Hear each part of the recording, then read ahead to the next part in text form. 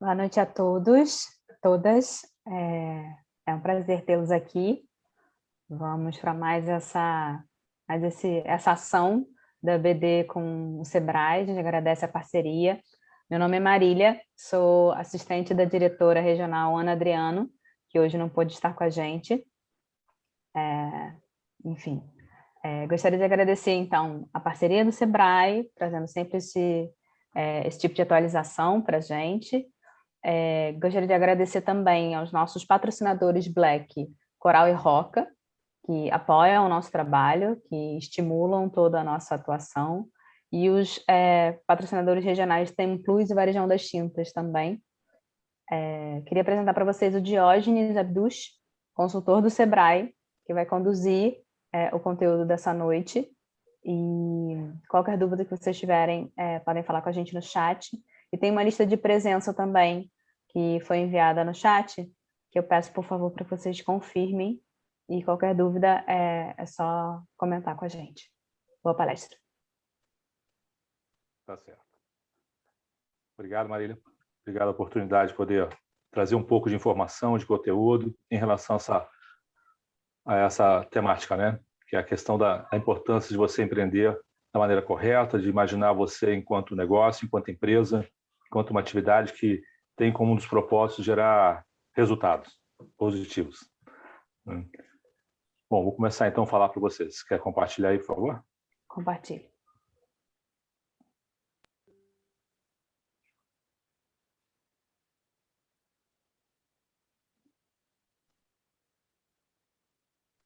Consegue ver? Sim, perfeito. Tá ótimo.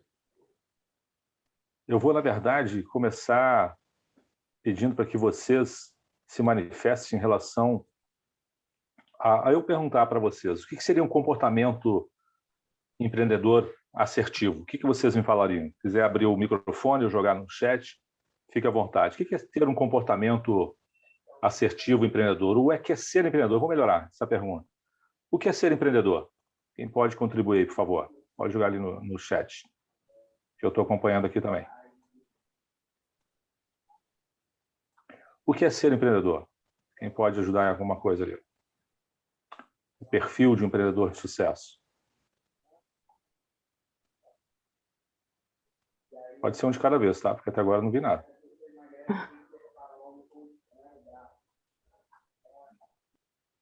É ter coragem de fazer o que ninguém faz, perfeito.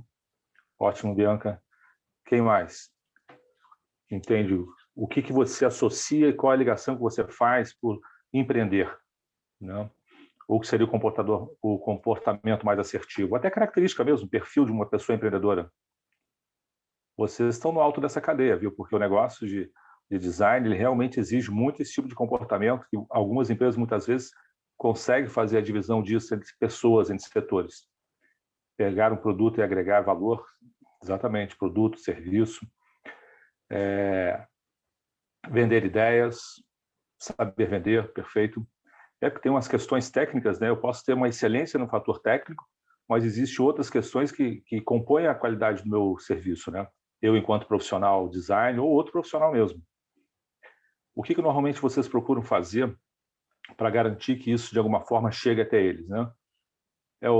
A simpatia, a empatia. Vamos falar de comportamento. Simpatia, empatia. O que mais que a gente pode ter como perfil de um empreendedor?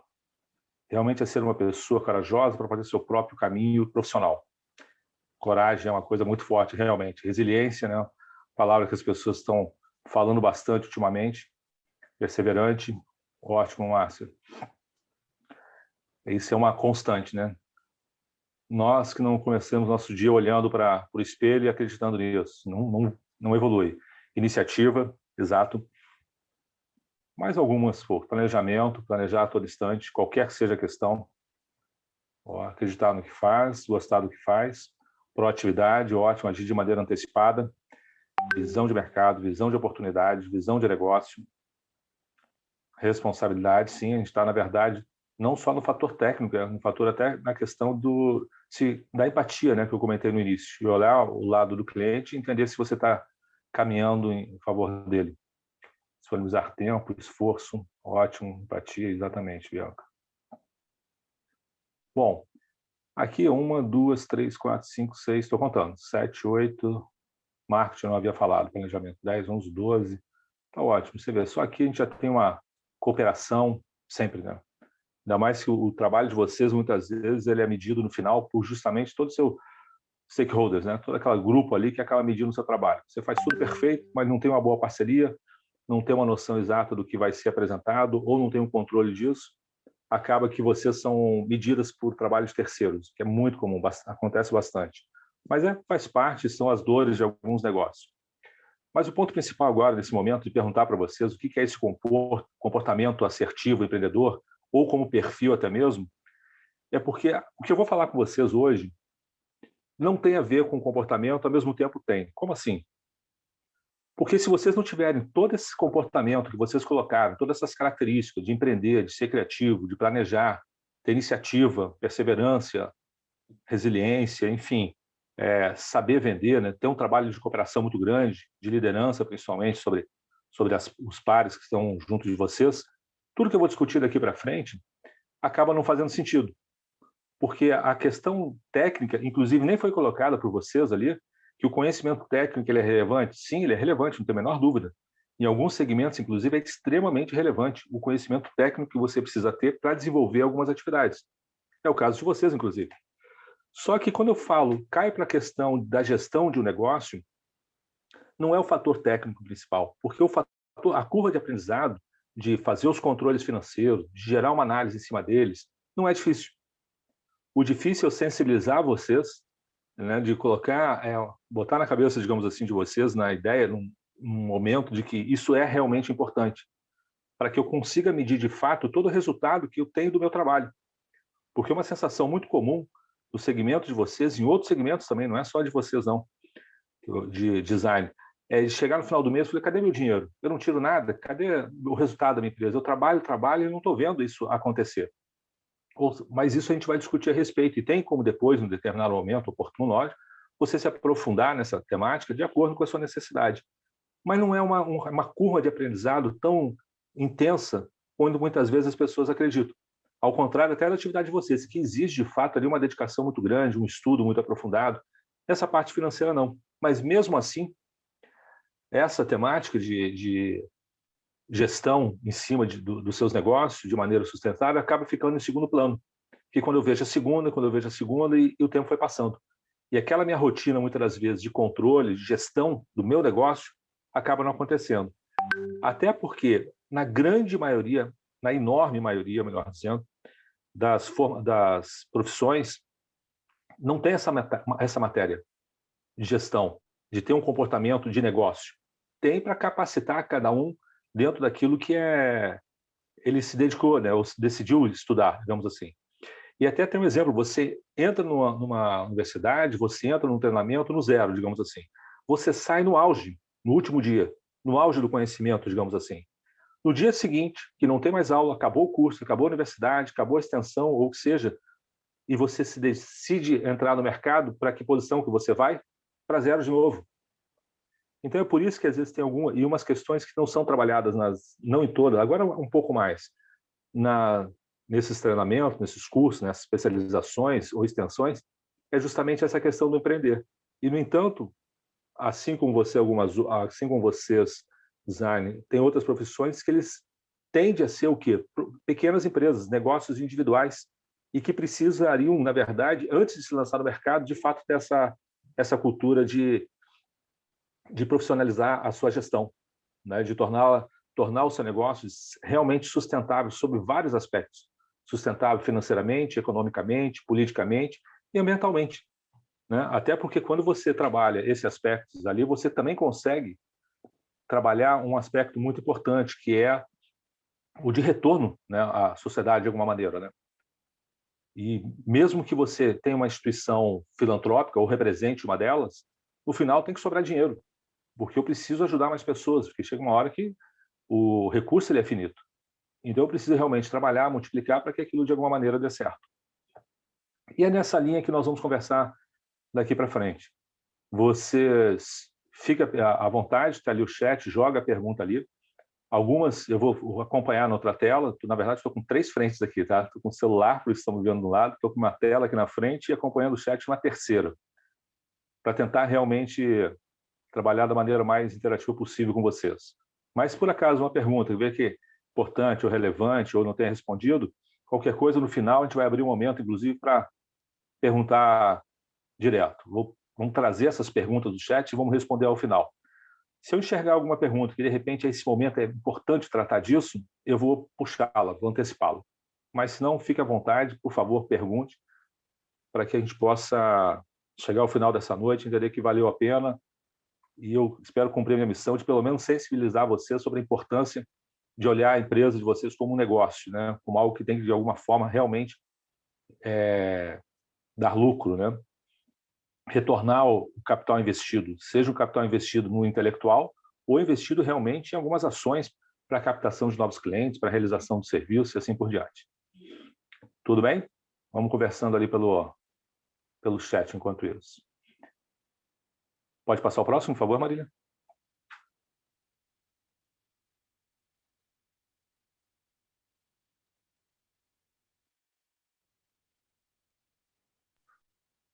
Foi para vocês, não?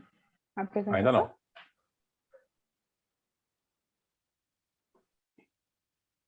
Agora sim.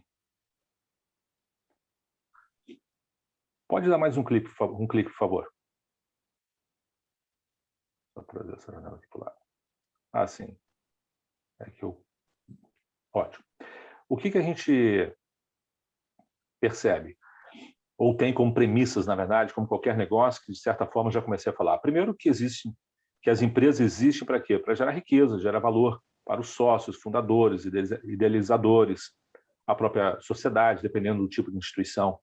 Então, se isso é uma premissa, né? Ou seja, deveria estar antes de tudo, eu também deveria, no passo seguinte, né, as premissas que eu tenho, ou os valores que eu preciso carregá-los, né? Porque quando a gente fala de valores, sobre o aspecto do valor realmente daquilo que é relevante, importante para o seu negócio. Eu tenho a minha visão de futuro, que é onde eu quero chegar, e tem alguns valores que são nossas diretrizes, digamos assim. Então, essa questão de valores aqui já é diferente, é o valor monetário, de fato. Mas esses valores que nos direcionam também são relevantes. E eu comecei falando um pouco antes ali, acabei não completando, que empresas conseguem, de alguma forma, trabalhar esses valores que não monetários, ecológica, política, econômica, ambientalmente corretos, conseguem agregar em torno de 6% no valor monetário, no valor final de um serviço que ele cobra. Então, ou seja, essa não é, além de ser uma questão que eu entendo importante, não só pelo retorno que ele me traz, financeiramente falando, mas por questões óbvias de princípios, digamos assim. Mas é algo que também pode ser trabalhado. Porque como a gente tem como premissa, qual é? É a empresa existir por questões de gerar riquezas, valores para os sócios. Para que isso aconteça, eu tenho que caminhar ali de uma maneira correta, ter os meus valores, minhas diretrizes estabelecidas. E esse meu meio de transporte para alcançar essa minha visão de futuro, seja ter uma estrutura própria, ter uma equipe representada em alguns lugares da cidade, do estado, do Brasil, qualquer que seja a minha visão de futuro, eu preciso ter um meio de transporte, que é a nossa missão, que tem que estar relacionada às diretrizes. Pode passar, por favor.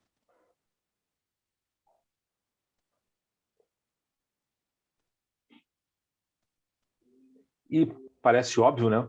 Mas em que condição que eu tenho que deve existir a minha empresa para que, de fato, ela obtenha e gere valores, riqueza para o sócio, para os fundadores, para o idealizador, ou para você, né? Quando digo empresa, foi bom lembrar dessa questão. Quando eu digo empresa, eu sei a realidade que é da Maria do Design. É ele e o espelho dele. Ou seja, ele acaba trabalhando muito, vivendo muito em voos solos, com algumas poucas exceções, que tem realmente uma grande empresa ou uma empresa que consegue fazer essa divisão. Às vezes, no máximo, são 2, 3 profissionais, como regra, que se reúnem para montar uma condição, mas, de certa forma, todos de maneira independente. E montam uma empresa para gerar maior peso, maior percepção de poder, digamos assim, frente aos clientes. Mas, mesmo assim, a condição de gerar valores está relacionada à sustentabilidade do seu negócio, que tem que ter na ponta o quê? O mercado consumidor. Porque é ele que faz a gestão, que faz a geração dos seus recursos. Aí a gente começa a avaliar, né? Mas vocês conhecem de fato quem é o consumidor final seu? Vocês têm uma análise, uma ideia de quem é a persona da sua empresa, quais são os segmentos que, de alguma forma, estão consumindo mais? Lógico, quando a gente pensa muitas vezes em design, é um braço aberto enorme. Mas quando você também começa a olhar para esse mercado e consegue tentar buscar um zoom de quem, de alguma forma, você percebe que tem mais a ver com a sua forma de trabalhar, ou que tem a ver com a sua condição, ou pela oportunidade de momento, ajuda, porque daí diminui esforços em captação de clientes, geração de necessidade de diminuição de custo e, obviamente, melhora seus resultados. Então, entender se o seu negócio, quem é o seu consumidor, parece óbvio, mas esse acaba sendo o desafio de todas as empresas em todos os níveis. Será que eu estou me comunicando da maneira correta? Porque se comunicar com o Diógenes enquanto consumidor final é uma linguagem que você usa. Se comunicar com um consumidor final tem várias maneiras. Se eu for falar com a Cláudia de uma maneira, com a Isadora de outra, com a Marília de outra e assim por diante. Então, quando eu consigo entender que é meu cliente, facilita e que me ajuda justamente nessa questão de gerar riquezas, né? Valores sobre tudo que eu apresento e ofereço. Existem algumas questões que é fato. Pode passar próximo, por favor?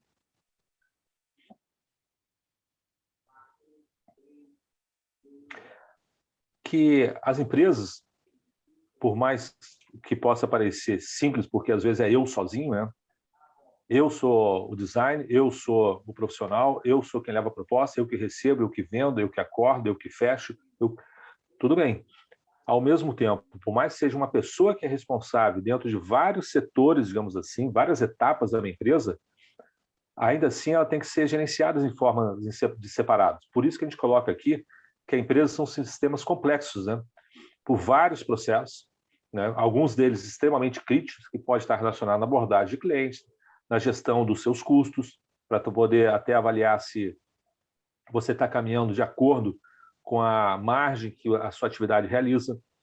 Eu entendo também que o custo de realização de vocês é baixo. Qual é o custo que você tem para gerar uma proposta? Qual é o custo que você tem para gerar um projeto? Pensando em custo direto, ele é relativamente baixo. Mas isso não quer dizer que eu não tenha que fazer esses controles separados para que eu possa, de fato, avaliar. Será que aquele valor que eu cobrei está correto? Será que aquela proposta é condizente com aquilo que eu vou ter na aplicação, no desenvolvimento e no desenvolvimento daquela proposta, na aplicação de fato? Será que eu mensurei todas as questões que são relevantes? Aí eu digo para vocês que aí começa, de fato, um grande problema. É comum as pessoas falarem que, olha, meu preço ele está de acordo com o mercado. Mas tudo bem, se eu tenho mercado como um balizador, né, que de certa forma ele é meio meu teto, eu não consigo vender muito, cobrar muito acima, seja por metro quadrado ou por projeto, o que vale. Mesmo assim, qualquer que seja o seu teto, eu preciso conhecer algo que é muito importante dentro da minha estrutura, que são os meus custos. O custo de realização é baixo, realmente, o percentual de lucratividade, lembrando, né, lucratividade é o resultado sobre o seu faturamento, ele é alto. Mas mesmo assim, então, o que acaba pesando? Pesa seus custos pessoais. Telefone, salários, transporte, alimentação e por aí vai. Que é pago por ali. Então, mesmo sendo o maior custo pessoal, eu tenho que, de alguma forma, gerar controles sobre eles para poder afirmar qual é a margem do meu negócio, o quanto eu ganho.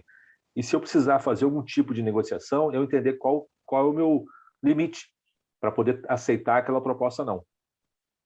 Profissionais de segmentos de vocês, quando formalizados, no sentido assim, junto ao governo, digamos, faço parte do Simples Nacional, algo assim, do Simples Nacional, não, do Presumido, desculpa. Ele, tanto é que ele reconhece a atividade de vocês dentro de um ganho, quando digo vocês, que entra prestador de serviço do segmento, tá?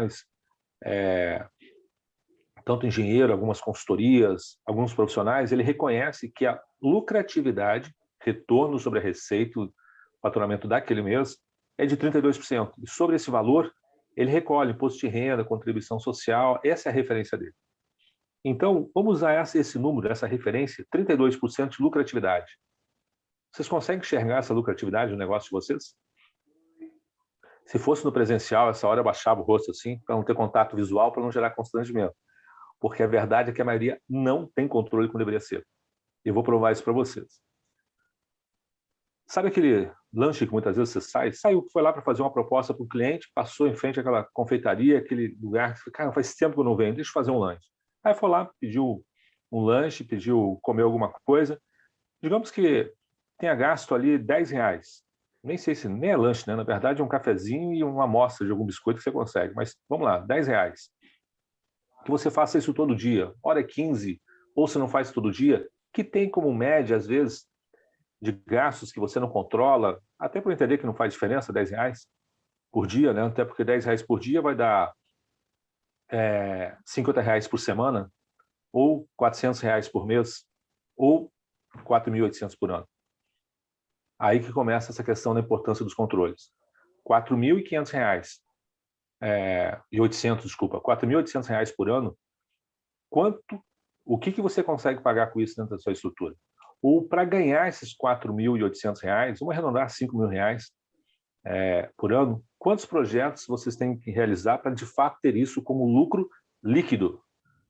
Então, já começa justamente mostrando que quando a gente fala de sistemas complexos ou extremamente críticos, a criticidade de um processo, vocês conhecem até melhor do que eu essa questão, não está relacionada ao processo em si, mas o quanto ele impacta sobre aquela atividade, sobre aquele negócio, sobre essa questão, que no caso, como a gente está falando muito da parte de gestão, se você não controla R$10, não é difícil você também não controlar valores maiores. E como é que você pode afirmar que está administrando lucro no seu negócio ou está administrando prejuízo? Como é que você pode afirmar qual o resultado da sua empresa para poder, muitas das vezes, pegar e falar, essa proposta eu não aceito porque não compensa. Não compensa por quê? Financeiramente não compensa.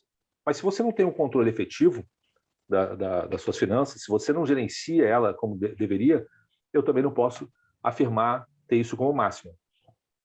Veja, eu não estou dizendo que a percepção de vocês, ou das pessoas, dos empresários como um todo, né, lembrando que são empresários vocês, que a visão do empresário muitas vezes é muito próxima ao número, ao fato, mas não é próxima a uma coisa. A certeza daquele valor é outra totalmente diferente.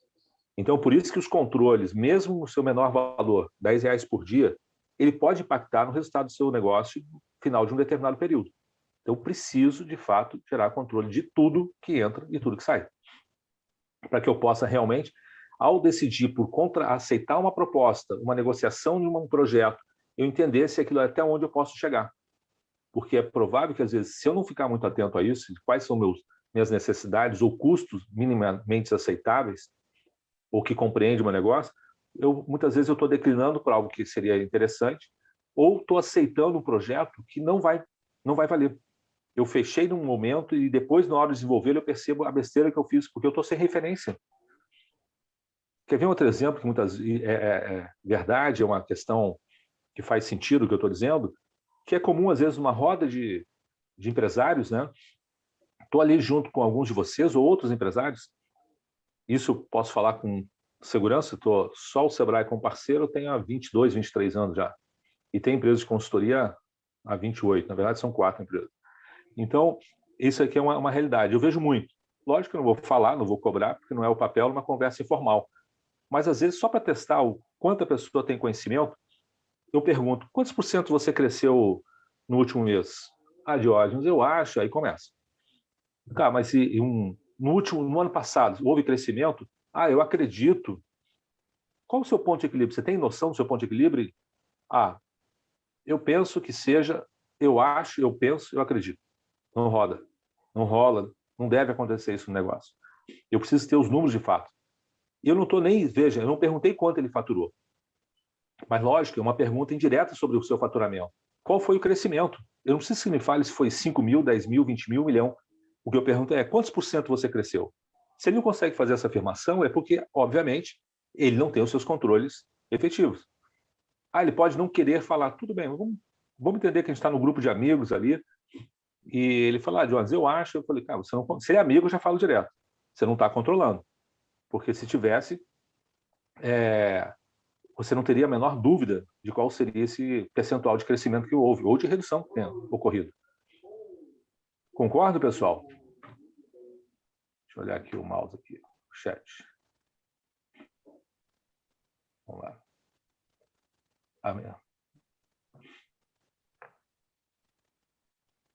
Exatamente.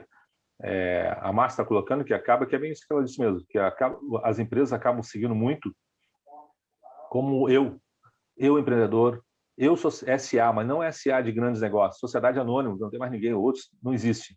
Não enquanto não crio alguns projetos. Exatamente isso. Por isso que a gente fala muitas das vezes, né, que eu tenho que ter muita resiliência, como foi colocado para alguns de vocês, de olhar todo dia para o espelho, dar um bom dia para a sua equipe, dar um bom dia para o seu parceiro, dar um bom dia para você, porque você é você mesmo, é você e seu espelho. Falei, bom dia, meu gerente comercial, meu diretor, meu supervisor, meu encarregado, mas não estão só. Pode ficar tranquilo que não estão só. Já passei essa fase, hoje não mais, mas ainda assim essa motivação inicial do logo para amanhã tem que existir.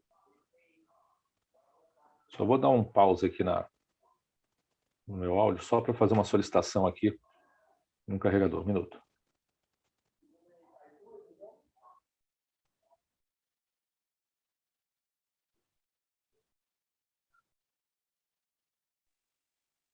Desculpa, pessoal. Pode passar para mim, por favor, Marília? Posso completar todos de uma vez? Pode. São quantos? Parou. Acho que foi. Bom, o que a gente tem que lembrar é que dentro desse fator inicial que eu falei para vocês, o porquê que, inclusive, a Márcia colocou, que é difícil encontrar... Foi a Márcia? Deixa eu confirmar aqui. Acho que foi a Márcia. Foi, Márcia Lages. É difícil realmente, e concordo contigo, Márcia, hoje, principalmente nos últimos anos, né, a gente criou um gap aí nesse último momento em relação a essa pandemia, gerou um gap, digamos assim, para os nossos negócios, que é difícil, de fato, 32% agora. E antes da pandemia também. Por quê? Pela falta de controle de custos, qualquer oscilação muito grande no faturamento dos segmentos de vocês, uma hora eu vejo dinheiro, eu estou bem, muito obrigado.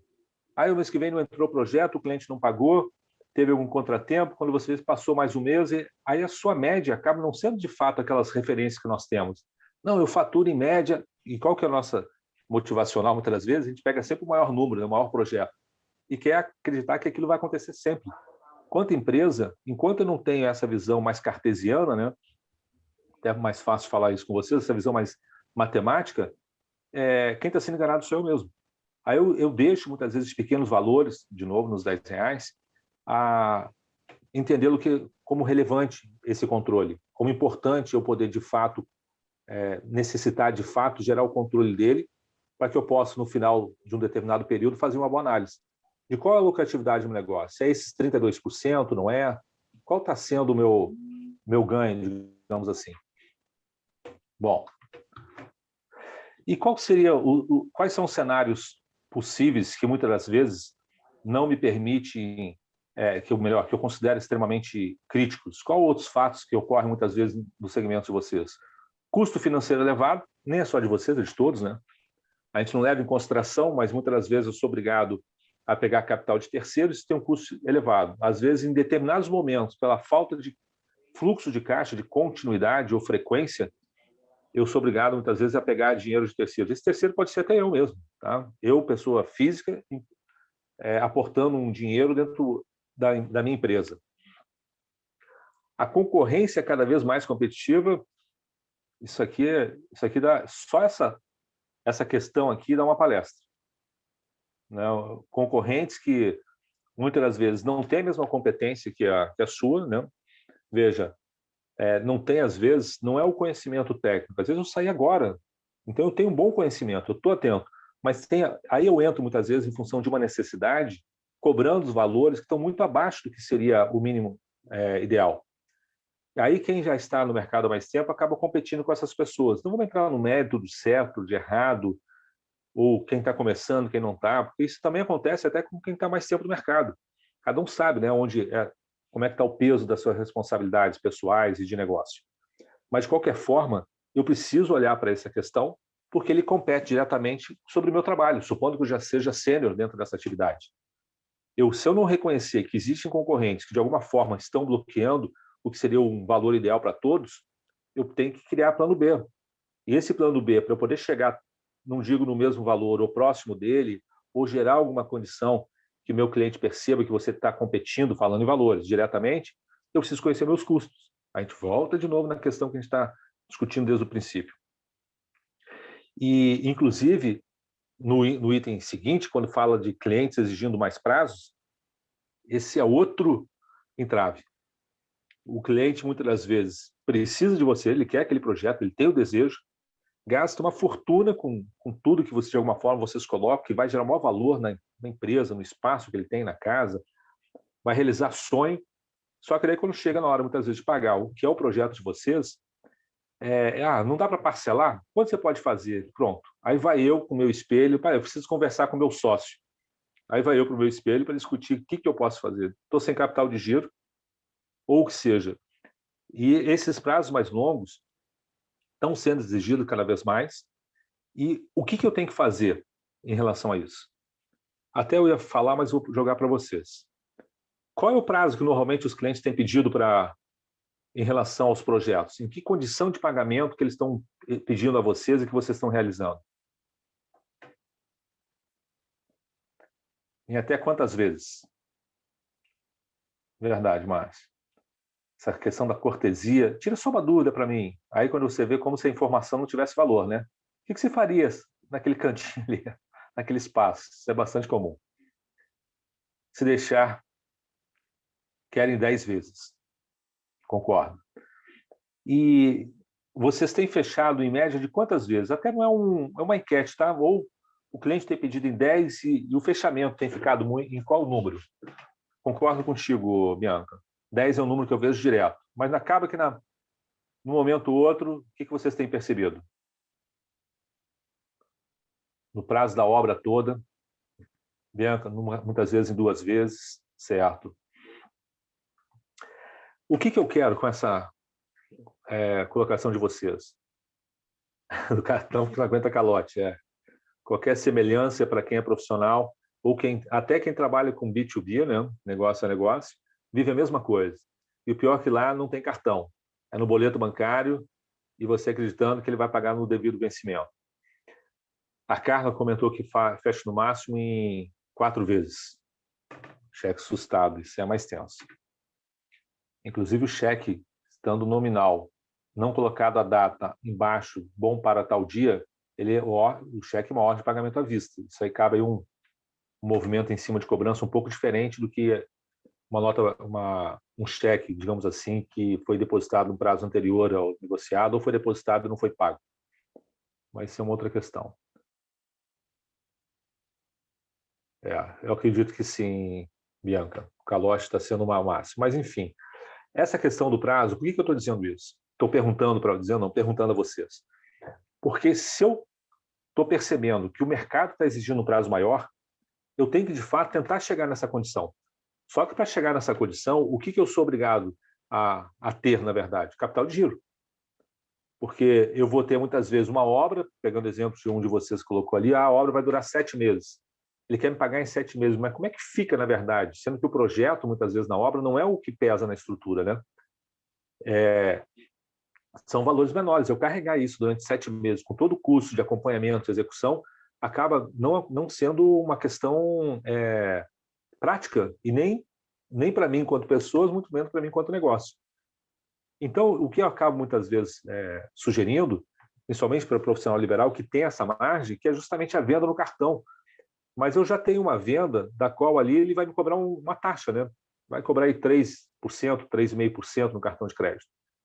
Então, se eu divido em 10 vezes, de repente essa taxa vai para mais ou menos deixa eu fazer uma conta aqui, uns 14%.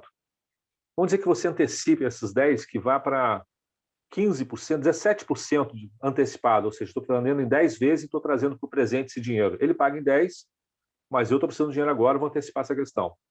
Aí eu volto a perguntar para vocês.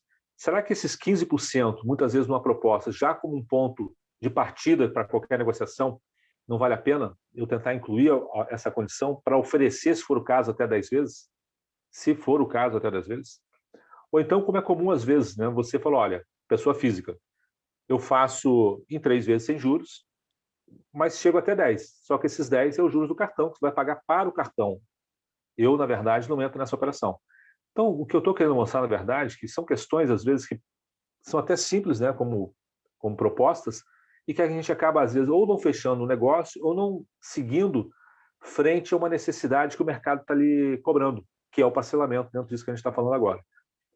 Se isso não fosse um fato, a gente não teria ali, digamos, Casas Bahia vendendo em 20 vezes, não teria, falando na área de roupas, por exemplo, Animale vendendo até 10, Andrea Marques vendendo 10, ou seja, tem vários segmentos aí que estão fazendo 10 porque eles querem, não, porque o mercado está exigindo. Então, o que eu quero dizer para vocês é ficar atento ao mercado, enxergar os problemas, seja em relação à concorrência, ao custo financeiro elevado que vocês têm, prazos maiores exigidos pelos clientes, para buscar o quê? Uma condição que vá ao encontro da exigência dele, que nesse caso é o prazo. Via cartão, obviamente, mas tenta. Exatamente, Patrícia. É dentro dessa linha aí que eu também proponho normalmente. É um valor que está incluído, e no pagamento à vista a gente negocia, mas a referência dele já vai ser com esse valor incluído, digamos assim. Eu não tenho que chegar, não, financio 5 vezes, mas daí tem mais a taxa, tem mais isso, mais aquilo, e fica aquela história do mais, e tudo que ele não quer é mais. Então, eu já ponho uma referência maior, e se for o caso que eu percebi que é uma necessidade do cliente, que às vezes até na entrevista, no bate-papo, a gente percebe o perfil dele, eu falo, te faço em 10 vezes. Sem juros, sem juros. Mas, na verdade, não existe sem juros, né? Não existe ninguém dá nada. Existe ou você abriu parte da sua margem, ou seja, abrir mão da sua margem de lucro, ou então você incluiu, porque não tem como ninguém bancar nada disso. Ninguém está tendo margens livres, de fato, para poder assumir todas as exigências que muitas vezes o mercado cobra.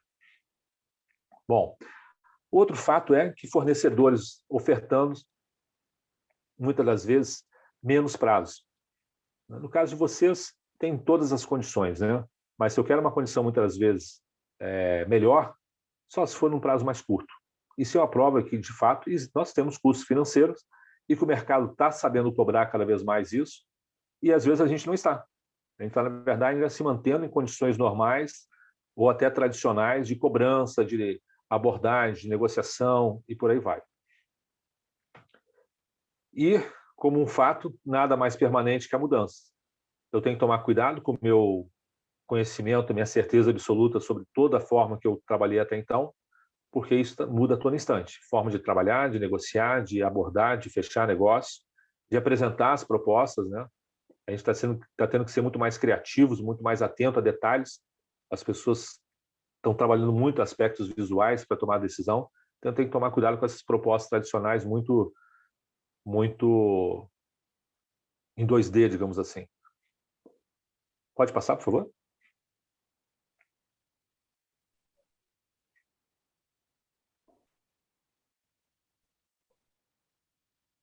Engraçado. Apareceu. E falando de negócio, eu tenho alguns pontos de atenção, né, para poder apurar qual o resultado da minha empresa. Todo esse movimento que nós falamos vai para onde, né? Porque o financeiro ele é resultante da maneira com que eu controlo, da maneira com que eu gerencio o meu negócio. E esse dinheiro ele vai aparecer de que maneira dentro da minha empresa? Em 3 momentos diferentes, em 3 lugares diferentes, dentro desse tripé que nós chamamos. Tripé financeiro, que é, ou ele está no caixa, e que eu tenho que avaliar se eu estou com dinheiro no caixa, e esse dinheiro eu só consigo avaliar se eu já tiver controles financeiros, mesmo que básicos, eu devo ter. Inclusive, eu vou ter uma colinha do app, que eu olhei o aplicativo de vocês, aí da BDE, achei muito direto, muito funcional. Você já tem aí uma ferramenta que pode ajudar muito nesse aspecto. Ele faz cálculo de preço, seja por metro quadrado, por obra, direto, enfim, você tem várias referências. Você consegue gerar os controles dos seus custos ali, né, custos fixos, inclusive despesas eventuais que ele coloca ali, enfim. É um aplicativo bem intuitivo, bem tranquilo de ser utilizado. Isso é o seu controle financeiro básico, minimamente está ali. Se não por ele, tem outras ferramentas. Quer controlar quantos a pagar, o que você tem para receber, qual é, na verdade, sua disponibilidade de caixa, e reunir essas informações todas para uma análise.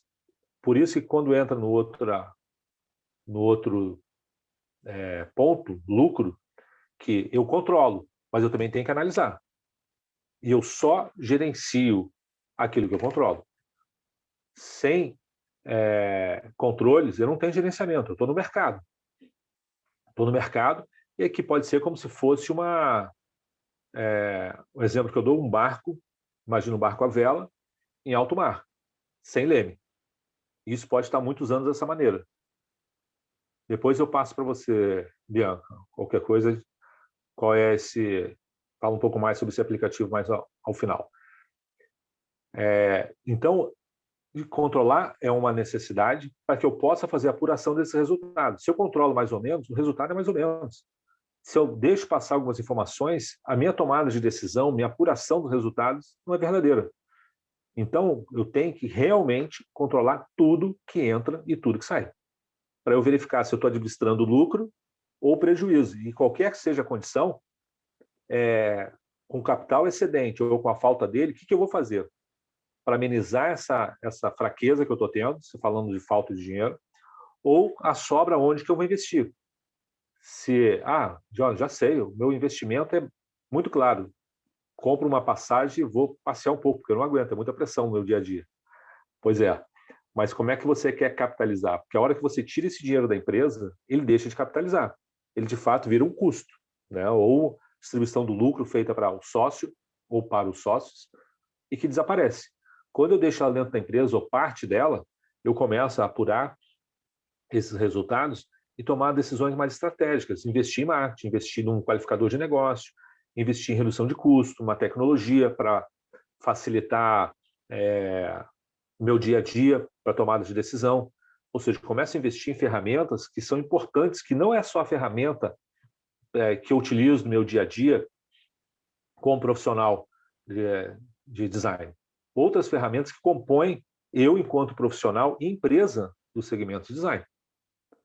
Então, assim, eu também tenho que olhar para esse outro lado. E também existe uma outra referência importante, que é o patrimônio, a avaliação de patrimônio. Porque a máxima que eu escuto constantemente são empresários chegando e falando assim: Diógenes, o meu problema é capital de giro. Tá, a gente escuta, entende, digamos assim, que ele esteja falando é verdadeiro, só que quando eu vou olhar a empresa, digamos assim, tira a estrutura dos sócios ou do sócio, é uma empresa saudável, uma empresa ótima, redondinha. A hora que eu jogo a estrutura dos sócios, né, ou dos sócios no sentido porque eu estou olhando para o meu espelho, a empresa pesa. Ou seja, ela acaba, na verdade, que está onerando ela naquele instante é o sócio, não o negócio que não é viável, não é um negócio que não é interessante, não é um negócio que não é promissor. É que eu estou tirando mais do que a empresa suporta. Eu sei, e eu ouço isso constantemente, hoje de manhã não foi diferente. Agora, há pouco, estava dando uma palestra de liderança, instantes antes, a gente estava até, em um determinado momento, comentamos sobre isso, né, a dificuldade de liderar e não ver resultados. Eu sei que, às vezes, o valor é menor do que você gostaria, mas será que ele não está sendo superior a que a empresa suporta? Então, tem que tomar cuidado. Se é a sua fonte de receita, eu preciso cuidar dela, para que, de fato, ela permaneça, digamos assim. E isso não diminui em nada a sua capacidade técnica. São coisas diferentes. Né? Não é difícil a gente encontrar vários setores e profissionais, de novo, do segmento de vocês, que são muito competentes. Mas você percebe que a vida de negócio, de empresarial dela não condiz até. E muitas das vezes é justamente por essas questões que eu acabei de citar para vocês. E essa avaliação desse terceiro ponto patrimonial também vai aparecer de que maneira? Eu não tinha nada, estou com meu escritório próprio. Eu não tinha nada, tenho um carro que não tinha, ou estou com um carro melhor. Não tinha apartamento, tenho apartamento. Não tinha nada, ou tinha apartamento, mas não tinha nada. Hoje está todo montadinho do jeito que eu gostar, que eu gosto, que eu sonho. Ou seja, eu tenho 3 pontos de observação para avaliar meu negócio. Uma é os controles financeiros, né, que eu avalio, na verdade, o caixa, o imediato. O outro é a apuração dos resultados, para ver se eu estou tendo lucratividade, rentabilidade, margem de contribuição, que já vou falar um pouco mais sobre isso. E o outro é a evolução patrimonial. Eu não tinha nada e hoje eu tenho um patrimônio. Nem entro no mérito se é muito, é pouco. Aumentou meu patrimônio. Se você tem isso como fonte de receita, saiu de onde? Da sua empresa. Então, é uma maneira também de você medir o quanto você tem evoluído, que não necessariamente é só pelo dinheiro. Até me ajude aí. Lembra o extrato bancário de vocês? Hoje a gente tira tão pouco, né? Mas vamos imaginar mesmo que na internet você está vendo o seu extrato, mas normalmente embaixo no extrato, somente aquele de papel, de fita que a gente vê ali, no banco 24 horas, ele vem escrito uma mensagenzinha ali embaixo. Quem se recorda qual é a mensagem que vem escrito ali? O que vem falando ali? Esquece aquele sinalzinho ali, malandro, que às vezes vem um tracinho do lado do número. Mas embaixo ele vem um texto dizendo. Alguém se recorda qual é esse texto? Vou dizer. Sujeito à alteração até o final do expediente. Se não é isso, é algo parecido com isso. Que até o final do expediente é que ele pode mudar. E nem precisa ser final do expediente. Eu fui lá, tirei o extrato bancário, vi aquele o extrato, falei, caramba, eu estou com esse dinheiro. Ah, é hoje. Vou aproveitar, vou jantar não sei aonde. Final de semana, então, aproveitar, aproveitar esse friozinho. Não vou muito longe, mas vou pelo menos aqui em Penedo curtir, comer um fundi ali naquele friozinho na beira de uma lareira. Tá legal. Aí você resolve, deixa eu pegar de um período maior para ver sobre um outro dinheiro que eu estava esperando receber que eu não vi. A hora que eu vou lá, tiro o extrato, o que eu descubro? Que aquele dinheiro não entrou nem antes e que eu acabei não cobrando aquele cliente e que aquele saldo que eu tinha visto instantes antes sumiu. Sumiu porque eu tinha outras contas que eu havia esquecido, é um cheque que eu tinha depositado, é um compromisso de débito automático que eu tinha deixado ali. Ou seja, se eu não tenho controle, o caixa me ajuda, de fato, a fazer enxergar, mas ele não te diz como você, de fato, está. Se eu tirar uma foto agora de vocês, eu só vejo a Marília aqui na minha frente. Eu vejo a Marília com a mão no rosto. Instantes depois, você já não está mais. O saldo é isso. Ele, no momento, está de um jeito, instantes depois, está de outro. Então, eu preciso realmente controlar para que eu possa, ao apurar os resultados, eu ter a segurança de que aquele resultado ele é um resultado real daquele período avaliado. Se não é só uma situação de saldo, que instantes depois está modificado. Me fala ali, pessoal, tudo bem? Podemos continuar assim? Alguma dúvida, questionamento? Fiquem à vontade, por favor. Está tudo em ordem? Deixa eu ver aqui. Só ver uma coisa. Como é que está indo ali? Amanda, Bianca Costa, Cláudia, Josinete, Carla, Lidiane, Lourdes, Márcia, Marisa, Patrícia e Simone. Tranquilo? Podemos continuar dessa forma? Então, vamos lá. Obrigado. Pode passar, por favor, Marina? Quando a gente olha esse slide, o que a gente percebe, né? Até começando até pela própria figura, né, que representa justamente tudo isso que a gente está discutindo agora, que é, eu preciso ter a chave, né, do meu negócio, eu preciso ter, na verdade, representando ali o controle, né, da minha empresa. E isso tem que, de fato, estar nas minhas mãos. Aí eu, de novo, né, toda hora trazendo o passado. A gente só gerencia aquilo que controla. Se eu controlo mais ou menos, meus resultados são mais ou menos. E a minha percepção de estar valendo a pena pode estar equivocada, pode estar míope. Sabe quando você está montando, você entra no mercado, aquela energia toda, enxergando oportunidade em tudo. Quando você vê o dia a dia, de certa forma, deixa ela míope justamente por isso. Mas eu tenho que criar momentos para tudo. É um momento do meu projeto, é um momento de captação, um momento de gestão, um momento de análise. Até porque, enquanto eu não enxergo o problema, eu posso estar, na verdade, sendo muita transpiração e pouca inspiração em novos negócios.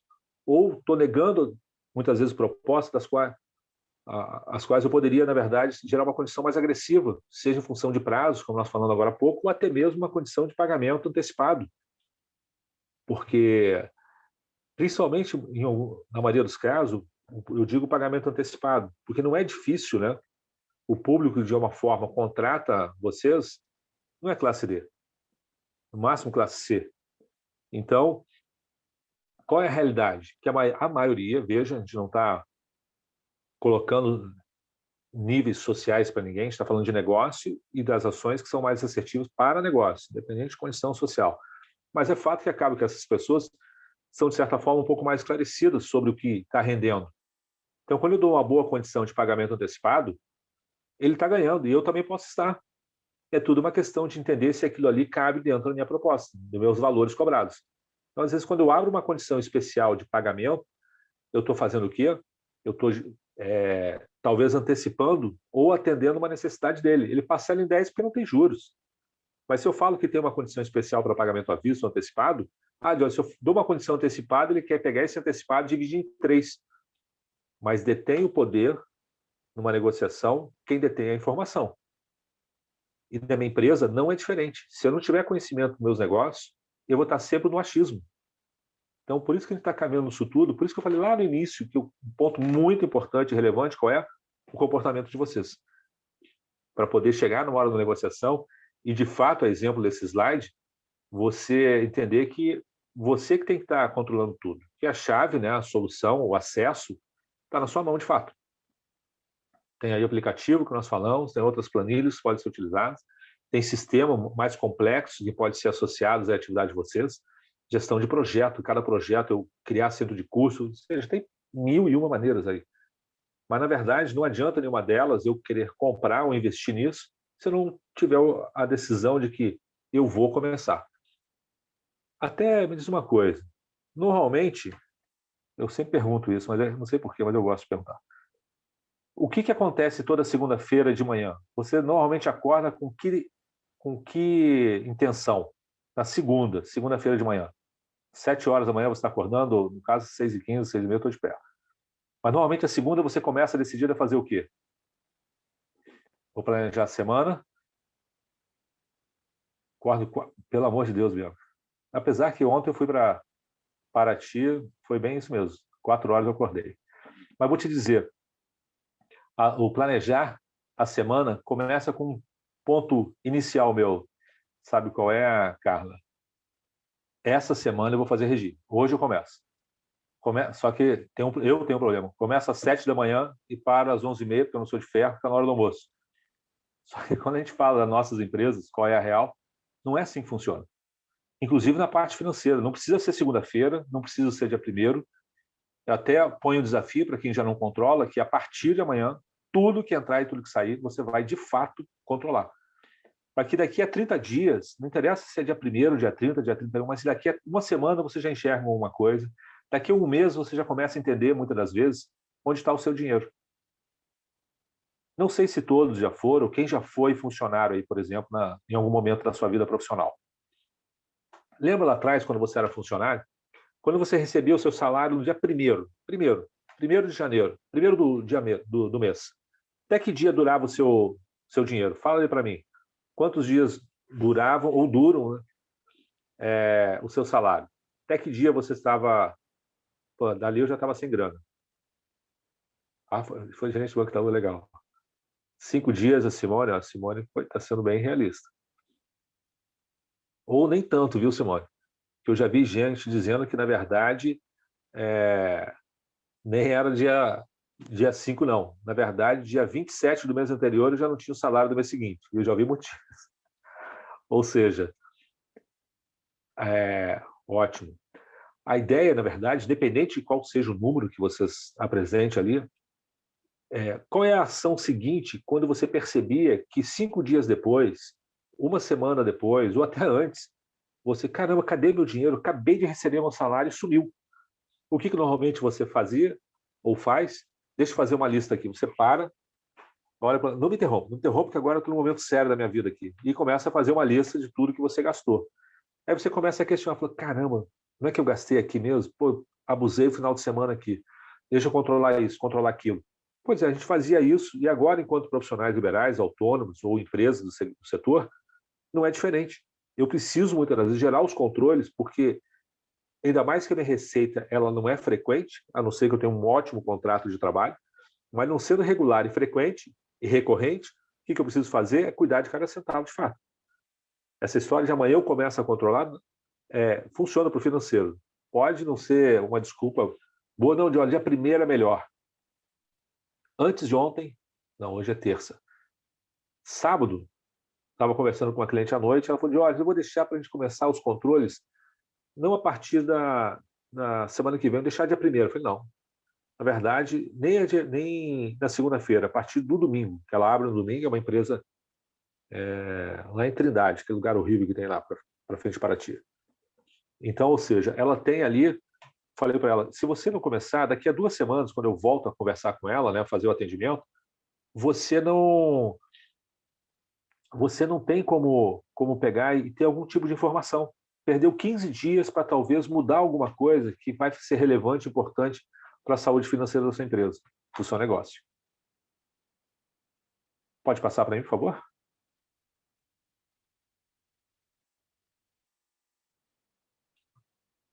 Então, a proposta...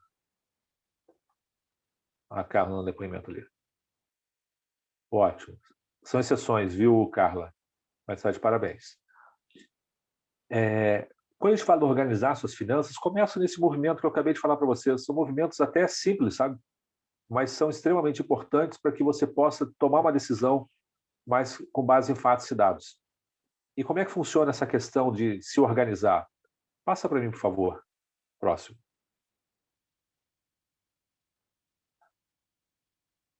Primeiro, como eu estava dizendo, é gerar o controle de tudo que entra e que sai. E depois, dentro da gestão financeira assertiva, mais adequada, é você fazer a gestão do quê? Dos seus recursos, porque eu entender que existe sazonalidade no mercado, existe sazonalidade no recebimento, e que se eu não olhar para frente, entender qual o comportamento minimamente das minhas receitas futuras, eu estou, na verdade, tendo que fazer o quê? Administrar prejuízo toda hora. Fazer toda hora preocupado em cobrir um saldo, de transferir um dinheiro, às vezes abrir mão em condições junto a clientes muito extremas, além do que eu abriria normalmente, para quê? Para cobrir um custo, uma necessidade pontual que eu tenha tido. Deixa eu ver uma coisa aqui. Tudo bem, pode passar mesmo, Marília, por favor. E nessa questão que eu já comentei com vocês, né, do registrar todas as contas a pagar, todas as contas a receber, ou seja, se você tem um fluxo de caixa de recebíveis de 3, 4, 5 meses, é interessante que eu também faça a minha projeção desse fluxo de caixa, dessa realidade, para 3, 4 meses futuros, em relação às despesas. Para eu entender qual vai ser a necessidade, às vezes, de fazer reposição de caixa ou de gerar faturamento para a cobertura deles. Porque enquanto eu não conheço, eu acho que eu tenho que faturar X por mês, Y. Volto a dizer, não é difícil o empresário ter uma noção, uma percepção da sua necessidade. Mas entre ter noção, percepção e não ter o valor exato, tem ali um espaço que parece ser pequeno, mas ao mesmo tempo extremamente profundo. Porque você sai da questão conceitual para a questão prática. Não é difícil, muito dessas questões que eu tenho tratado com vocês por agora. Se eu já sabia, eu já conhecia, tá? Sabia, conhecia e praticava, aí é diferente. Aí eu trago outro número para vocês. Mais de 95%, sem errar, 95% das empresas não têm pequenos negócios, nenhum controle minimamente conclusivo. Controla mais ou menos e os resultados são avaliados de maneira mais ou menos. Certo? Então, o desafio que tem, na verdade, é que vocês, de fato, controlem tudo para que você possa tomar uma decisão, inclusive ser talvez mais agressivo do que você já é. De poder tirar uma parte desse dinheiro e entender que você, quando define isso aí para jogar dentro de um espaço para impulsionar a sua empresa, o seu negócio, o quanto vale a pena, se está dando resultado, se não dá, porque o financeiro também me ajuda nisso. Fiz uma parceria com uma empresa, fiz uma parceria com o impulsionador e não sei se deu resultado. Se você não controla, vai continuar não sabendo. Tomei aquela atitude e consegui evoluir muito no meu financeiro. Como é que você afirma isso? Porque eu controlo. Deixa eu só fazer um fechamento aqui, só um instante. Só um minuto. Vou falar um pouco com o vídeo fechado, tá? Pode passar o próximo, por favor.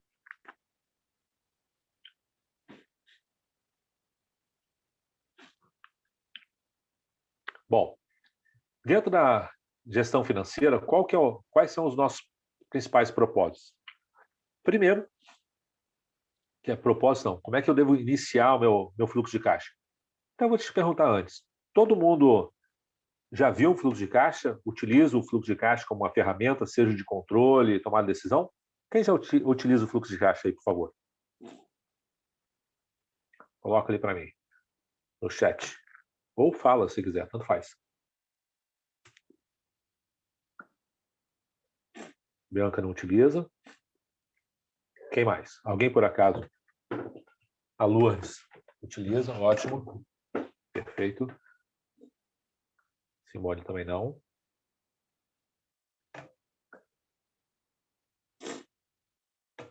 Desculpa aí que eu descobri. Deixa eu abrir o vídeo novamente. Ótimo. E a Carla? Carla, sim. E a Márcia no seu trabalho anterior. Por que eu estou perguntando sobre o fluxo de caixa? Porque o fluxo de caixa ele é uma ferramenta que ele reúne vários movimentos que ocorrem dentro da sua empresa, seja em relação às suas receitas quanto às suas despesas. Isso ajuda bastante você poder avaliar o comportamento médio. Não que eu tenha certeza do que vai acontecer daqui para frente. A gente não tem certeza daqui a um minuto, quem dirá meses. Mas mesmo assim, no financeiro, ou até em nossas empresas, estrategicamente, qual o nosso maior desafio? É olhar para o futuro e tentar entender como é que o mercado está se comportando, como é que minhas finanças vão se comportar, para tentar agir de maneira, colocada até por vocês, de maneira proativa. Certo? Então, quando a gente põe ali, montar e estruturar um fluxo de caixa, ele é importante, justamente, que eu vou mostrar daqui a pouco o modelo para vocês, é que ali eu já começo a enxergar todo o movimento da minha empresa. Por quê? Primeira coisa que eu faço dentro de um fluxo de caixa é levantar quais são os meus saldos. Saldo do caixa, quando digo caixa, da gavetinha, do cofre, do colchão, que você tem lá guardado seus dólares. Dólares não, euro, né? Seus euros ali. E qual o saldo dos bancos. Para que você possa, ao final do mês, avaliar se aquele resultado ocorrido condiz com o que você tem disponível no banco. Então, eu começo levantando os saldos iniciais do banco, do caixa, do cofre, o que seja, e vou fazendo os lançamentos mensais para que eu possa, ao final do mês, apurar. Qual foi meu lucro? Receita menos despesas. Qual foi meu resultado? Faturei 10 mil, meu lucro foi 1.000. Minha lucratividade, que é o resultado em percentual, sobre a receita do mês, foi 10%. Aí eu vejo ali meu saldo do mês, R$1.000. Quando eu vejo no banco, está negativo. Por quê? Porque ele já estava negativo no início do mês. 3 mil. Agora ele está menos 2. Consegui melhorar aí meu saldo por conta do movimento desse mês. Aquele mês não foi mês ruim. Tive 10% de lucratividade. Lógico que o ideal seria pelo menos os 32 que nós falamos. Mas tive positivo. Mas por que eu não enxergo? Porque eu vim carregando um momento ruim ou momentos ruins anteriores, por isso que o meu saldo hoje ainda não está adequado. Mas aí eu já consigo ter uma outra informação dentro disso. Quando eu começo a apurar qual é o meu ponto de equilíbrio, que eu vou falar mais à frente, que é o momento onde a receita é igual a despesa, o resultado é igual a zero. O mínimo que eu tenho que faturar por mês. Bom, mas voltando aqui. Obtenho um saldo, eu vou elaborar um conjunto de categorias de receita e despesa. O que seria conjunto de categorias? Dividir receitas de execução, porque às vezes você pega um projeto que está ali para executá-lo, ou para a criação de projetos, de propostas. Eu posso criar vários tipos de receitas relacionadas aos serviços que eu vendo ou ofereço. Não, Diógenes, eu pego muitas vezes um desenho, um projeto, e jogo ele para o AutoCAD para poder apresentar a proposta. E faço, inclusive, isso para outros colegas que não dominam essa ferramenta. Então, você tem uma fonte de receita. Criação de projetos, ou desenvolvimento, ou aplicação, execução dele. São fontes. Você vai criar uma organização para facilitar e você enxergar de toda a receita do mês, qual aquela que tem sido mais relevante? Qual aquela que, de repente, está dando mais demanda? E eu começo a pensar estrategicamente, usando o financeiro como ferramenta. A outra questão é organizar minhas contas a pagar e receber, que é movimentado através dele. Ele é um agrupamento de todos esses dados. A importância que nessa organização, criação do fluxo de caixa, registrar diariamente todas as receitas e despesas. E se não ocorrer? Aí você já disse, se não ocorrer, não tenho o que lançar. Simplesmente não lanço aquele dado. Mas eu preciso estar sempre atento para ver se de fato não tem nada a lançar, se não caiu um dinheiro, se não teve um débito na minha conta bancária, de uma taxa do pacote do banco, se não tem algum valor que eu coloquei em débito automático, que eu não recebo a conta e acabo muitas vezes esquecendo de lançá-los no meu dia a dia, nos meus controles. E lógico que depois de ter feito isso, criar os saldos, criar os controles, criar as categorias, por exemplo, despesa com pessoal, salários, encargos, 13º, férias, despesa administrativa, aluguel, telefone, serviços de terceiros, de terceirizados, ou seja, alguém que você contratou para realizar aquilo que você poderia fazer, mas não compensa que pegou justamente nesse mês, eu estou com muito projeto, que acontece muito na área de vocês. De repente não tem nada. De uma hora para outra, parece um monte de cliente querendo tudo ao mesmo tempo, tudo em tempo real, que me obriga a, às vezes, terceirizar. Se ele me chama uma semana antes, dava para eu fazer isso, mas ele chama, é bem assim, parece que encostam, parece que eles combinam e entram em grupo, muitas vezes, nas nossas empresas, realizando os pedidos e serviços, mas fazendo já está bom.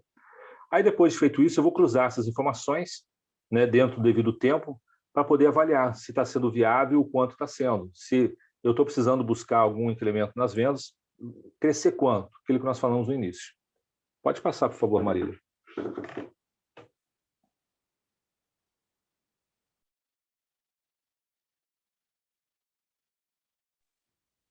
Vamos lá.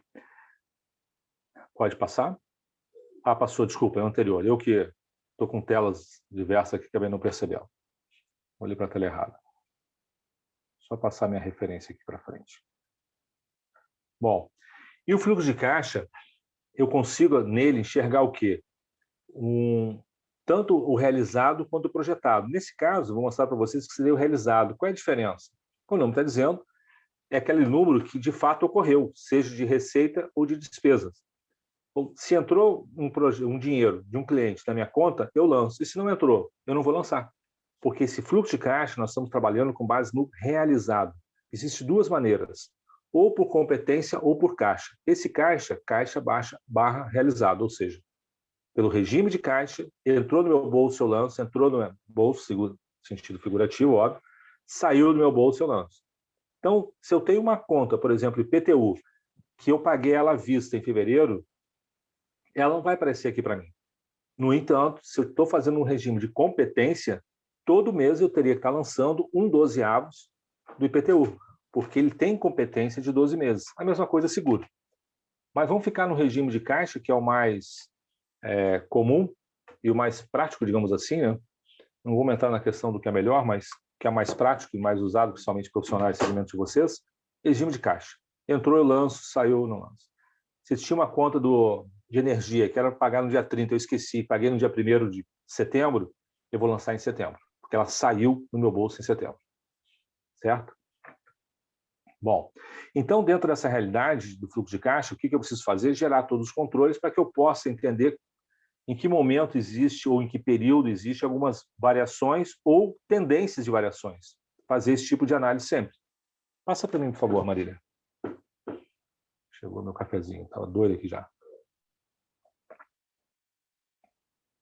E o fluxo de caixa planejado não tem a ver com competência, é diferente. Planejado eu estou olhando para o futuro, estou espelhando os meus números atuais ou anteriores, né, de períodos anteriores, estou olhando ele para frente, projetando, para que eu possa o quê? Tentar ver se eu enxergo alguma lógica, alguma questão que talvez tenha me passado desapercebido para tomar uma ação estratégica, comercial, administrativa, financeira, ou seja. Então, quando a gente fala do planejar, a ideia é você pegar o anterior para que ele possa demonstrar para você, no futuro, quais são como é que estão se movimentando as entradas e saídas. Né? Se existe algum período onde o saldo não está adequado e o que eu posso fazer, de repente, para poder mitigar esse resultado final, essa situação, às vezes, indesejável, digamos assim. Então, só que quanto maior for o período, maior dificuldade você tem para fazer projeção. Como eu disse, 1 minuto é uma coisa, você projetar, um dia é outra, projetar meses e anos é muito mais delicado. Mas, no nosso caso, a gente fala muitas das vezes, nesse momento, pelo menos agora, de curto prazo. Curto prazo é dentro do exercício, né? Projeções pequenas. Projetar no curto prazo não quer dizer também para 3 meses, olha, que 3 meses eu vejo. Não, eu projetei para 3 meses, mas eu estou olhando quase que diariamente para ver se aquela minha meta estabelecida ou aquele cenário que eu criei, se ele vai ocorrer de fato e se ele está, na verdade, tendenciando até a crescimento. Vamos falar só de queda, não. De repente está tendenciando um crescimento e eu já estou no meu limite de capacidade produtiva. Então, eu tenho que começar a pensar, inclusive, nesse aspecto. É o momento que eu busco parcerias ou alguma maneira de poder não perder esse mercado, essa oportunidade e continuar crescendo. Eu sei que é difícil, não? Quando a gente fala em parcerias, a primeira coisa que eu ouço de muitos profissionais liberais, não é só de vocês, mas também do de vocês. Digo que eu já trabalhei em projetos com arquitetos, engenheiros, de design mesmo, já trabalhei, montei conteúdo para grupos desses há pouco tempo aí da área de engenharia e arquitetura também. E acaba que a reclamação não é diferente, que eu acredito que seja de vocês. De, olha, é difícil na nossa área montar parceria. No nosso caso é diferente. E se eu entrar no segmento de contadores, vão falar a mesma coisa. Se eu na hotelaria, mesma coisa. Médica, mesma coisa. Ou seja, não é uma questão do segmento. É uma característica que eu percebo muito comum do próprio ser humano. A dificuldade, muitas vezes, do dividir, né? Ou do somar, né? Dividir um projeto e somar forças. Que existe a preocupação, não, ele pode pegar meu cliente, no futuro ele vai fazer um bypass, alguma coisa assim. Enfim, mas se eu não entender que isso faz parte do risco ou de uma dor de crescimento, eu acabo sempre tendo meu rendimento, de certa forma, limitado por conta disso, né? Mas isso é uma outra história. Vamos à frente? E o que eu estou querendo com esse slide agora? É mostrar que o fluxo de caixa, basicamente, ele é estruturado de que maneira? Eu entro com o meu saldo atual, quanto eu tenho no meu banco, nos caixas, como eu falei agora há pouco, faço registros de todas as entradas, está ali no sinal, na coluna hoje, sinal de mais, registro todas as saídas para saber qual é o meu saldo final. Conceitualmente é simples assim. E o dia de amanhã? O dia de amanhã eu já começo com saldo, que é o que eu fechei hoje. Por isso que aquele saldo final do igual, ele vai lá para cima, compondo o meu dia seguinte, que é os saldos que eu tenho para os próximos períodos. E essa é uma rotina constante. E a importância também de você lançar um saldo é porque se chega no final de um dia, aquele saldo final não bate com o que eu tenho no banco, por exemplo, eu deixei de lançar alguma coisa. Rendimentos de aplicações financeiras, algum custo de realização, alguma coisa eu não lancei, sejam de receita ou de despesa. Se não bate o saldo, tem alguma coisa errada. Certo? Pode passar para mim, por favor. E se eu pegar esse fluxo de caixa e transformar ele em números, né? Depois, inclusive, pessoal, tem o próprio aplicativo de vocês, mas se desejarem, também tem uma planilha de fluxo de caixa. Aí eu passo para Marília distribuir para vocês aí em algum momento, tá bom? Ela é bem parecida com isso que eu estou discutindo com vocês aqui. E fosse números, como é que seria a situação aqui? Estou gerando meu fluxo de caixa, onde, nesse exemplo, eu tive R$1.000 de entrada, R$800 de saída, então meu saldo do dia de hoje seria R$200. Porém, como eu tinha um saldo inicial, ou seja, eu fechei meu dia de ontem com 100, meu saldo é 300. Aí no dia seguinte, como é que vai funcionar? Eu já fechei com 300. No dia seguinte, digamos que hoje seria o dia 1, no dia 2 eu vou lá, vendi R$600, paguei R$200, então meu saldo do dia seria 400. Só que eu vim carregando R$300 do dia anterior. Então, eu tenho 300 com o resultado de hoje, meu saldo ficou em R$700. Aqui o período é pequeno, mas quanto maior o período, mais fácil de analisar, inclusive, outras questões, que é qual está sendo a evolução de algumas receitas ou de despesas. Como assim? Um fluxo de caixa. Passa para mim, por favor, Marília. Pode passar mais slides, depois eu vou voltar. Mais um. E mais um. Isso. Esse aí. Só para mostrar, depois eu vou voltar para o anterior para explicar para vocês. Imagina aqui um fluxo de caixa, dia 11, 12, 13, 14 e assim vai, até dia 17. Além de eu conseguir fazer uma análise em relação ao comportamento das receitas e da despesa nesse período apurado, eu começo a poder olhar também como é que está o comportamento de cada conta, cada despesa nesse caso. Por que a manutenção foi R$100 no dia 14? Eu não lembro de manutenção, ou o número ocorreu de fato, eu posso ter lançado errado, ou se, digamos, em vez do dia 11, 12, 13, 14, vamos supor que aqui fosse meses, mês 1, mês 2, 3, 4 e assim por diante. Eu poderia estar fazendo nesse instante o que é uma análise que nós chamamos horizontal. Eu estou lendo na linha do tempo como é que está evoluindo aquele tipo de despesa. Falei, caramba, por que eu tenho gasto tanto com telefonia? Quando eu vou ver ali, às vezes é um valor que eu posso estar tomando uma decisão, não deixa eu reunir o meu contrato. de telefonia num só, ou deixa eu estou gastando muito com essa parte de terceirização, de transformar meus projetos dentro de uma ferramenta em 3D ali.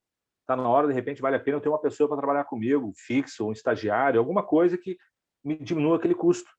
Primeiro que quando eu terceirizo, às vezes eu não consigo ter o projeto na velocidade e tempo que eu preciso, e segundo que já está meio que empatando, já está na hora de eu ter alguém. Ou seja, o financeiro me ajuda a tomar essas decisões. Se é momento, às vezes, de você investir para o crescimento ou reduzir porque o mercado não está correspondendo.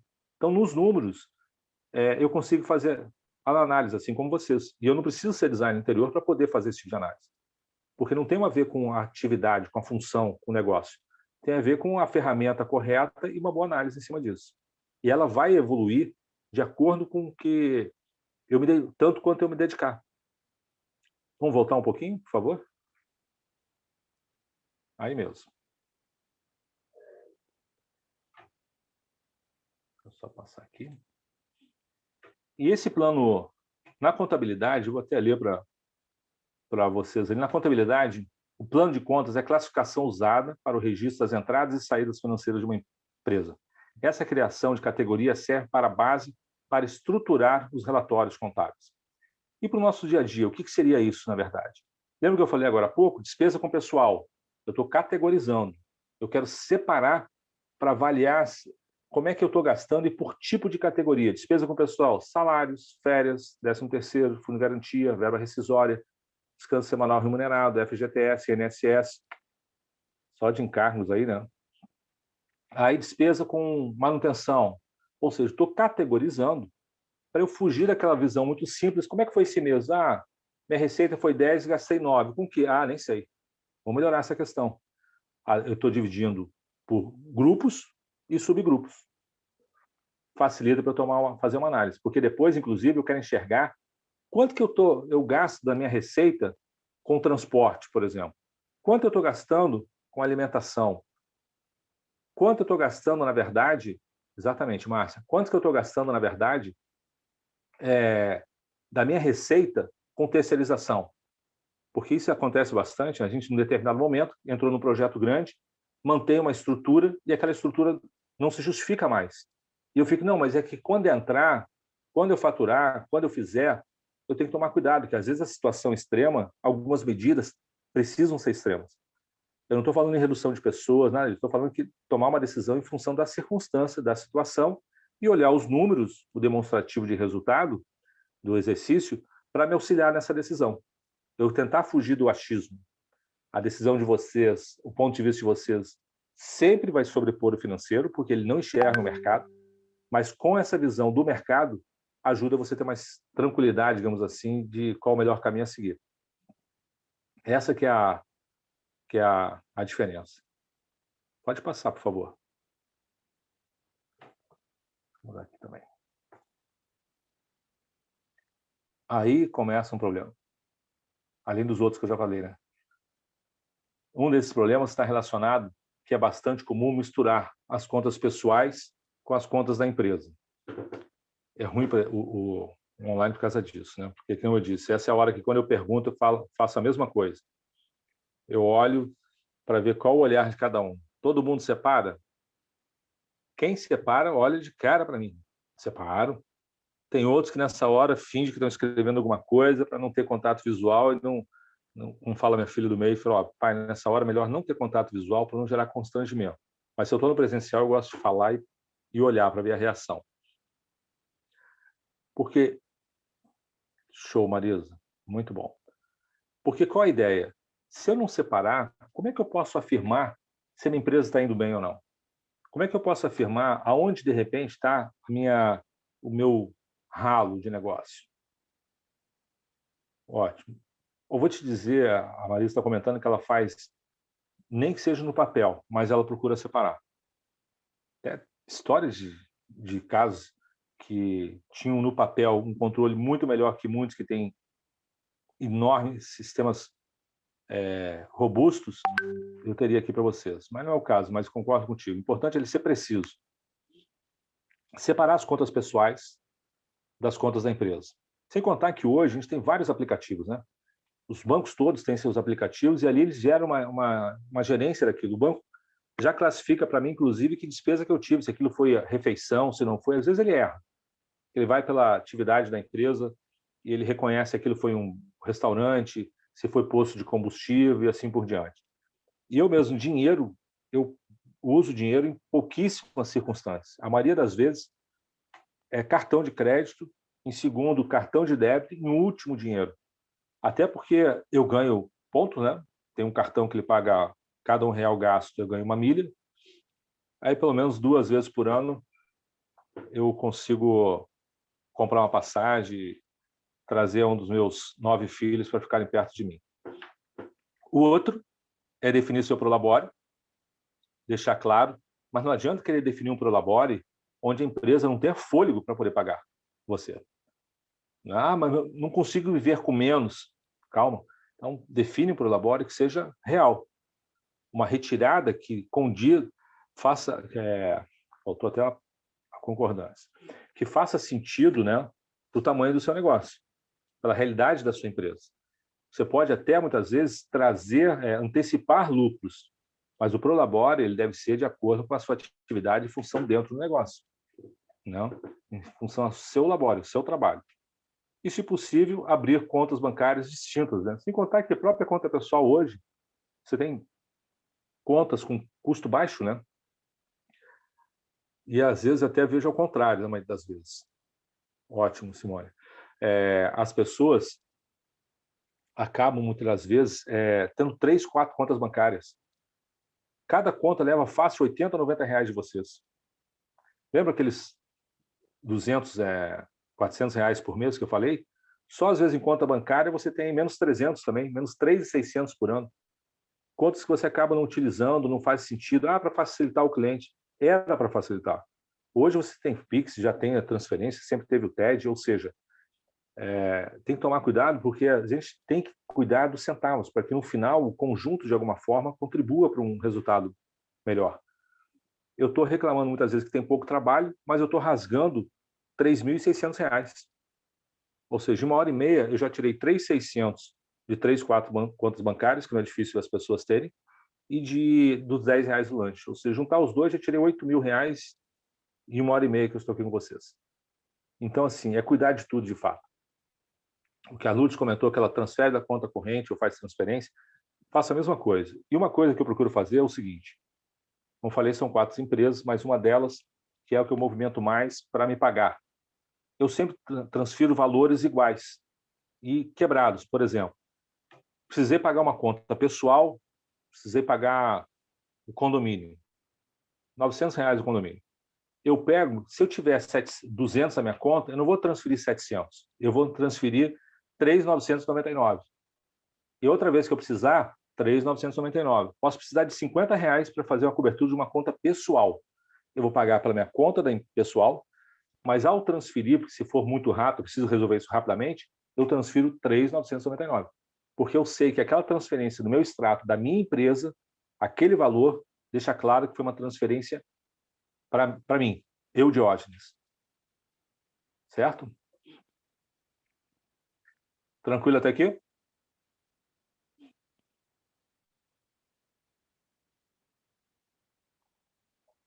Vamos lá. Pode passar para mim, por favor?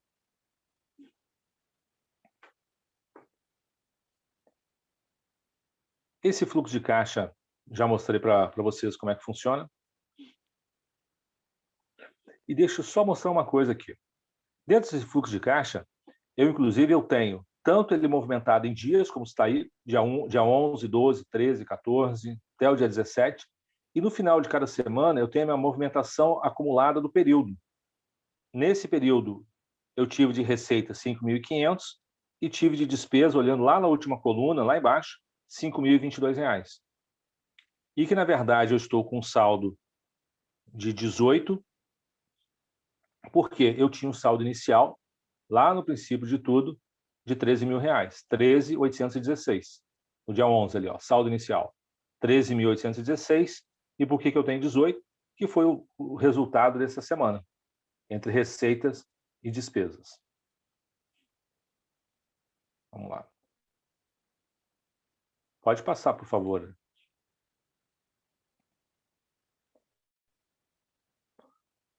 Essa conta aqui mesmo, esse fluxo de caixa aí mesmo, mostra outro tipo de detalhamento, inclusive. Deixa eu só ver uma coisa aqui. Outro tipo de detalhamento. Lembra que eu falei das categorias? Se você olhar ali no lado do slide, você vai ver que tem ali saldo inicial, né? Aí tem receitas. Do ladinho da aba está ali operacionais. Você dá para enxergar vocês aí, bem do lado esquerdo, como se fosse uma coluna. Receitas operacionais, ou seja, receitas relacionadas às minhas vendas, aos serviços que eu realizo, à minha atividade fim. E receitas não operacionais. Isso é muito importante, tá? Por quê? Às vezes eu pego um dinheiro emprestado e não ponho nos meus controles. Então, eu vejo no final, esse mês eu fechei bem. Fechou? Será que fechou mesmo? E aquele empréstimo que você fez? E aquele aporte de capital que você colocou na empresa?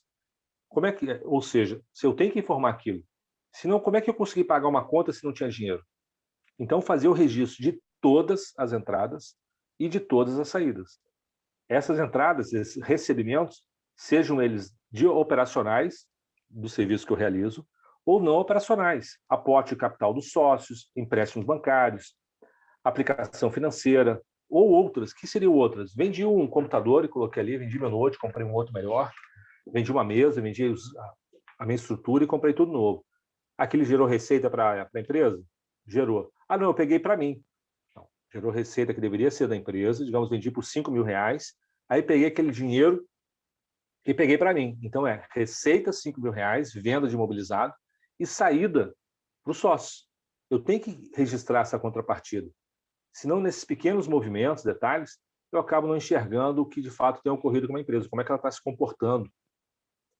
E nas saídas, se você observar ali, ó, uma abinha do lado de energia elétrica, água, telefone, aluguel e manutenção, infraestrutura, ou seja, dentro de infraestrutura, eu tenho essas contas de lançamento, energia, água, gás.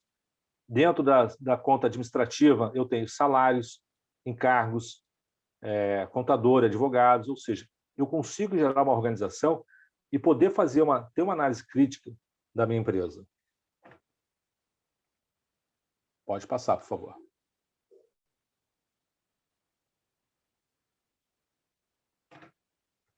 Então, o que a gente percebe de um fluxo de caixa eficaz? Né? Ele traz para você o quê? Primeiro que você consegue identificar um inventário, né, que é a realidade da sua empresa em relação a bens e patrimônio, de modo geral. Você consegue, com isso, ele te dá a condição de você mensurar seu ciclo operacional. O que é o ciclo operacional? Ele faz referências o meu primeiro desembolso para tocar minha empresa até o último momento onde eu recebi aquele dinheiro. Esse ciclo, né, diz o quanto eu demoro entre fechar uma proposta e receber aquele dinheiro. Porque a venda de vocês, né, o tipo de atividade, não é uma venda de impacto. É uma venda de vai e vem, muitos vai e vem muitas das vezes. Eu faço uma proposta, não queria bem isso. Aí ele pega e decide ampliar. Você volta com a proposta de novo. E depois de batido o martelo e pago, aí começa uma outra fase, né? Que é a mais difícil, inclusive, de você voltar a agregar valor. Porque ele pede um projeto, você apresenta uma proposta, existe ampliação, mudanças, ele acha que aquilo ali, de certa forma, está dentro do projeto total. E eu também, muitas vezes, não faço referência a respeito, não mensuro valores. Até porque foi só uma dicasinha, né? Uma dica não custa nada, você já conhece, uma dica não tem valor, uma informação não precisou de vocês estudo, acompanhamento, testagem, ou seja, mas isso é normal para todos os prestadores de serviços. Já chegou para uma pessoa que é médica, perguntou de algum medicamento, perguntou para o advogado, estou com um problema assim, o que você acha? Pergunta para mim, olha, só uma dicasinha assim, isso é informação, informação tem valor, mas é comum, isso aí não tem jeito. Quer dizer, até tem, mas para amenizar, diminuir isso, né? Mas tem que ter todo um cuidado, primeiro para você não ofender, segundo para não perder cliente por conta disso, e às vezes, dependendo do momento, isso é uma isca, de certa forma, para eu garantir outros serviços ou ampliar o atual. Bom, especifique bem seu plano de contas, ou seja, procura se organizar, separar o que é da empresa, o que é da pessoa física e criar essas categorias, despesa com infraestrutura, com pessoal, despesa de manutenção e assim por diante, serviços terceirizados, para que você consiga fazer uma análise mais assertiva, né, da onde está indo o seu dinheiro e por que aquele resultado foi alcançado. Está sendo alcançado, seja pela lucratividade aumentada ou pelos custos. Atualize periodicamente, né? Ou seja, uma coisa frequente. Não adianta eu fazer hoje e voltar daqui não sei quanto tempo para poder ir. Agora eu não tenho todos os controles, ou seja, por isso que eu digo que é uma questão de comportamento, continuidade. Seja conservador nas expectativas. Obviamente, a gente está falando de um grupo que a criatividade é o grande forte, né? Diferente do meu caso, que sou administrador. Então, a gente acaba tendo uma visão um pouco mais cartesiana, né?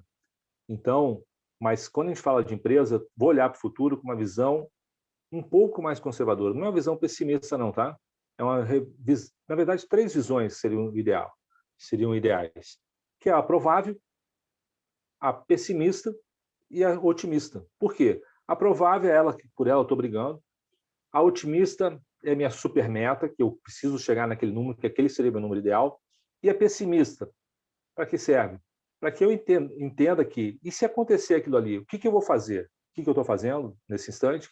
Como é que é o meu comportamento? Proativo. Eu estou tentando mudar aquela realidade para que eu possa, de fato, buscar uma solução. Porque enquanto eu enxergo um problema, está tudo tranquilo. Temperatura e pressão está normal porque você não mede. Porque às vezes você está com algum problema e precisa agir para corrigir.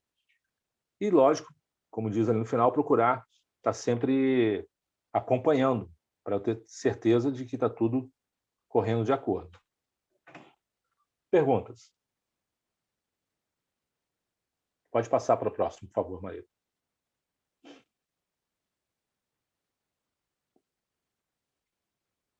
O link está aí, inclusive, tá? Aquela planilha que eu falei, pode só copiar esse link e depois mandar para eles. Ali já tem um link então, a apresentação terminou nessa página, é isso?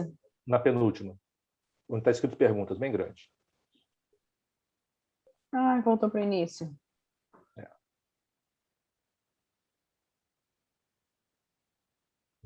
Mais. Aí. Vamos ver se ele aceita. Show. Aí o link que eu falei, esqueci que eu havia colocado já para vocês, a planilha, tá? E agora para perguntas. Alguém quer comentar alguma coisa? Sim. A Patrícia perguntou ali se recomenda tirar para o labore uma vez por mês.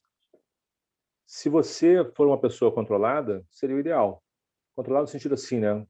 Me basta. Se você acha que tem muitas quebras durante o mês de contas que são importantes, você pode fazer ele quinzenal também, ou até mesmo mensal. Mas o ideal realmente, se você conseguisse, dentro daquilo que sua empresa suporta, realizá-los uma vez por mês. Até para facilitar o seu gerenciamento, né? Das contas, gerar os controles. Mas acaba que o Prolabore não é um grande problema. O principal é a questão de você não misturar pessoal com empresa. Mas pode ser mensal mesmo, Patrícia.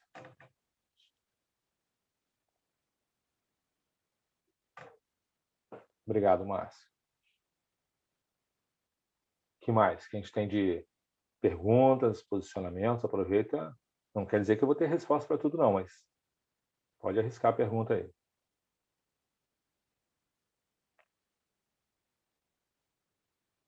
Tá tranquilo? Duvido que tenha falado tão certinho que ninguém tem dúvida.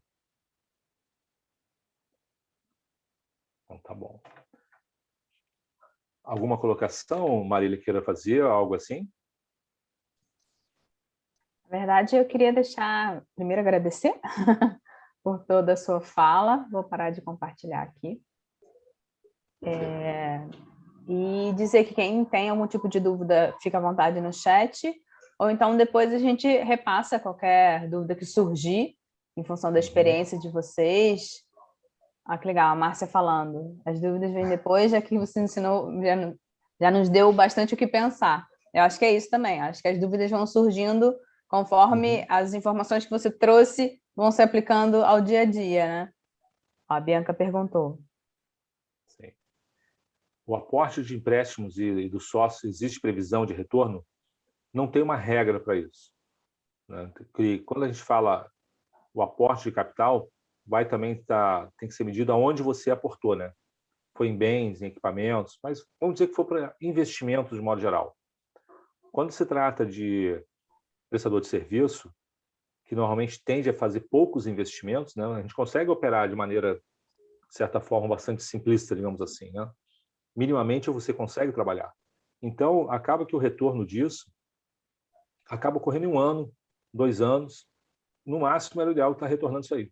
Começou muito acima disso, tem que avaliar se de fato aquilo é necessário, é pertinente, é oportuno.